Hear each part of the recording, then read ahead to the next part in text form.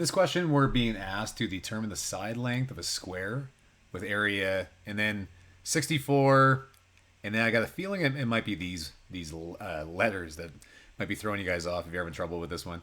So, just backing up a minute, if the question said what's the side length of a square that had an area of 64, well then if the area is 64, then to find the side length, what we do is we just take the square root, right? So that would just be the square root of 64, which would be 8. So this would be like an 8 by 8 square. Okay, but it doesn't, right? So this time, our area, our area of our square is 64 x squared y squared, or y to the 6. All right. So now we're going to do the same thing, but we just got to take the square root of all of it, right? Even with our variables. So let's do that. So we'll take the square root of 64 x squared y to the 6.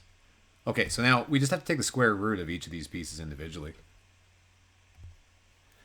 So we already know the square root of 64, right? So we said that was 8. So I can just call that 8.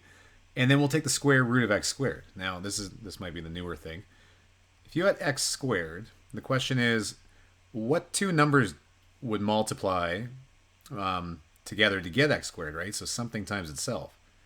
Well, in this case, that would be x times x gave me x squared, right? Because x to the 1 times x to the 1 is x to the 2. If you remember, we add exponents when you have the same base to get that one.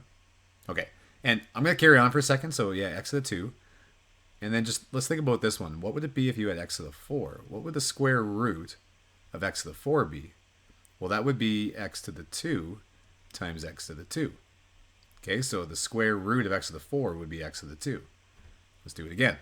X to the 6, let's say. X to the 6 would be made up of x to the 3 times x to the 3. All right, so the square root of x to the 6 is x to the 3. Now, what would x to the 5 be? Well, we can't go x to the 2.5 and x to the 2.5, right? So we don't actually know that one. But as long as it's an even power, it's always going to be half for the square root. So if we look back over here, right, if we're taking the square root of x squared, that's just going to be x. And then the square root of y to the 6, well, that would be y to the just half of 6, so 3. And there you go. So that would be our answer for that one. The next one is very similar, follows the same concept, so I'll let you guys do that one on your own.